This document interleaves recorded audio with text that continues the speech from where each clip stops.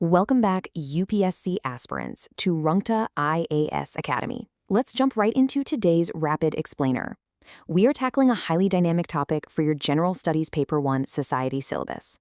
Specifically, we're looking at the 2027 census and the Supreme Court's recent move to dismiss a petition that tried to stall caste enumeration. This is an absolutely massive development for your mains preparation, as it touches on the very fabric of Indian society and our core constitutional goals. So let's unpack the legal and administrative rationale driving this decision right now. To set the stage, the Chief Justice of India made a very pragmatic observation while dismissing that petition. He said, and I quote, "Any government of the day must know how many people are backward and how many need welfare." For your GS1 context, this perfectly captures why the state needs precise demographic data. You see, a huge chunk of state policy in India is tied either directly or indirectly to the caste profile of targeted groups. Without that data, targeted welfare is basically just a shot in the dark. Now, looking at the political landscape, the shifting stances on a caste census are quite fascinating. And remember, we need to approach this neutrally for our analysis. Take the Narendra Modi government, for instance. In April 2025, they made a turnaround and announced a caste enumeration, even though they had previously derided the idea as urban nuksul thinking. Then you have the RSS, which had historically warned that these kinds of surveys were attempts to fracture Hindu society. At the same time, the Congress Party has also done a dramatic 180 on its historical position, now actively demanding a caste census. So as you can see, the consensus across the political spectrum has clearly shifted toward enumeration. Moving to the specifics of the exercise itself, Census 2027 is going to be the first full caste enumeration since 1931. As you probably know, this decennial survey was originally scheduled for 2021, but got pushed back due to the COVID-19 pandemic and a host of logistical hurdles. The crucial takeaway for your notes here is that this enumeration will happen in the second phase.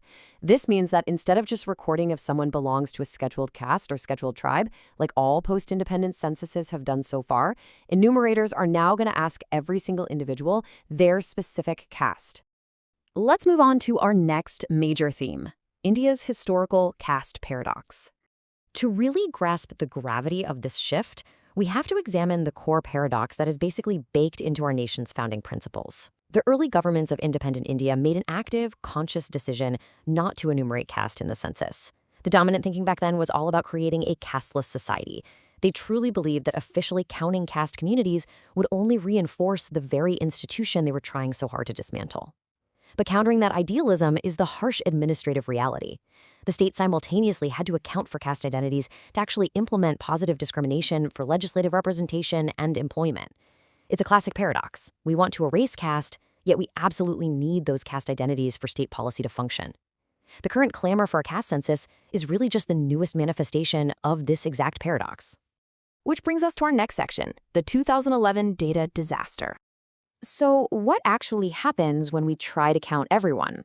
Well, the methodology they used in a 2011 socioeconomic and caste census was an open-ended identification process. And honestly, the outcome was an administrative nightmare. Because citizens could self-report literally anything, it produced over 46 lakh distinct caste names across the entire country. And compounding that massive headache, it resulted in a staggering 8 crore data errors. Yes, 8 crore errors that rendered the entire dataset basically unusable, and in fact, most of those findings remain unpublished to this very day. This massive failure perfectly illustrates why the government is currently grappling so hard with finding the right methodology for an accurate count in 2027. When it comes to enumeration, methodology is absolutely everything. Now, for your mains answers, you have to present a perfectly balanced view of this dual-edged nature. On one hand, you can argue that a caste census detracts from the ultimate effort to eradicate caste, simply because it ossifies or hardens these specific identities in the public mind. But on the flip side, it is incredibly helpful when you view it alongside other socioeconomic indices. It is what allows the state to accurately target welfare measures and ensure proper proportional representation. As an aspirant, you absolutely must be able to articulate both sides of this coin in your exam. Let's wrap up with the way forward for aspirants. This all brings us back to a very fundamental constitutional truth. While the census data is undeniably necessary for representation and targeted welfare in the present day, the annihilation of caste must remain the ultimate goal of the Indian state and society. As future administrators, you cannot lose sight of that foundational objective. To close out this explainer, we want to leave you with a direct, provocative question.